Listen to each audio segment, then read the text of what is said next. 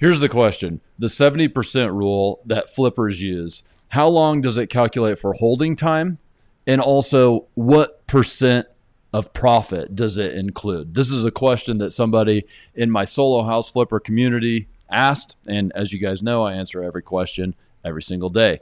All right, so here we go. Here's the question. How long does the 70% rule? Well, here's the reality of the 70% rule is it's not really that great. So it is a method for quick calculation. So I have the 70% rule. And let's just say that we have a house that is a $300,000 after repair value. So 300K ARV, after repair value. That's what we think it's going to sell for. 70% rule works like this. We take 70% of the $300,000. That gives us $210,000. Okay. Even I can read that mostly. Now we have to subtract the rehab from there. All right. This does not include the rehab. Sorry about all the noises in the background. By the way, I have a $30,000 concrete job going on outside my office. The city is making me do a bunch of stuff. All right. So minus the rehab, let's say the rehab is $50,000 in this case. Here we go. That means $210,000 minus the $50,000. That's $160,000. That's what I should purchase the house for. Okay. Is that perfect? No, it's not even close to perfect. However, it gets me a way to give a quick offer on a house. And really, I think that wholesalers use this more than actual house flippers because, a lot of wholesalers don't actually know about houses. And so the main wholesaler usually knows about houses, but they usually hire some people who don't have the same experience to go get deals. And those people need a way to make offers that aren't going to get the main wholesaler in trouble. That's where the 70% rule really comes into play. I've even used it for that exact same reason. All right. So that's what you would do, but does it figure in holding time? Not really. Okay. There is obviously we've taken out the rehab here, but it's figured in this 30%. All right. So the 30% is, what is that? $90,000 in this case. So $90,000. And that $90,000 is going to have to cover all of the other costs associated with flipping a house. So that's going to be closing costs. That's going to be interest costs. All right. And, really the math figures in at probably like 4 to 6 months of holding time if you really broke it down. But that's interest costs, closing costs. That's going to figure in real estate fees. That's going to figure in utilities. That's going to figure in insurance.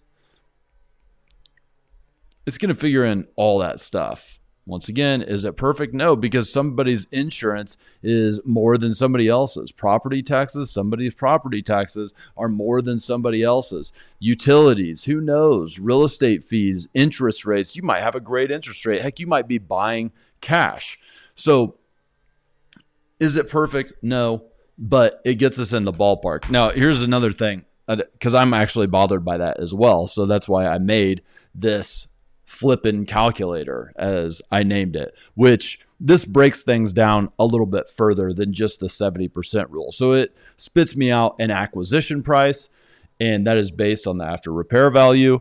And so it's also the rehab cost, and you can see it's pretty close here. So if I had a $50,000 rehab cost, like we did in my example before, remember the example was $300,000 purchase price, and then we had 70%, 210 minus a rehab, $50,000. That got us to 160. And if you go back to the example that I was showing you, that actually got us at 164. But if you click on the advanced tab here, there's more stuff here. So rate of return, which actually figures in your profit here. Okay, so if I wanted to increase my rate of return to, let's say, 20%, I increase the profit. And that rate of return is like the rate of return on the cash that you have in the deal. So the cash that you have in the deal would be the acquisition price plus the rehab plus the points on the loan, the interest rate, the other costs, which are things like closing costs, utilities, insurance. I figure that in at just a percentage rate. And then the cost of the sale. This is the real estate agent on the back end. This is your closing costs on the back end. So obviously here you actually don't need cash because it gets paid at closing. It doesn't actually come out of your pocket physically. And so that is not part of your cash needed. So the rate of return is on the cash that has to come out of pocket. So you would be coming out of pocket for the acquisition price, the rehab, the points on the loan, the interest rate, the other costs on the front end. That all figures into your rate of return. Okay. And obviously this is built to where the interest rate is figured into the amount of cash that you need to come out of pocket for. Some people are cash buyers, so they have zero here. And for those people, they either get a higher rate of return at the same acquisition price, right? So maybe even 30% at the 160, they get a huge rate of return, and they're only holding it for 6 months. So if you broke that down to a yearly return on their investment, it's 60%, right? If it was 4 months, it would be 90%. Crazy. Or they could just have the same rate of return on their money, and they could offer more money than everybody else and still get their profits. They would be more competitive in a competitive market.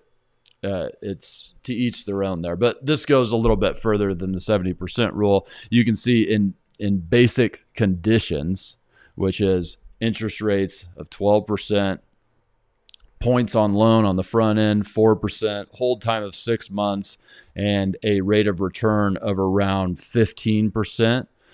That's where you get the same numbers as the 70% rule, or dang close to the same numbers. Hopefully that answers your question. And once again, 70% rule, the 1% rule for house flippers, the 1% rule for holding properties, the 70% rule for house flippers, these other, pocket rules like that, they get you in the ballpark, but they're not the end all be all. They're to make decisions quickly, but you always start at making decisions quickly, and then you're going to move down the pipeline and start to refine things a little bit further. So hopefully after today, you understand a little bit more about how to refine things further. All right, talk to you later.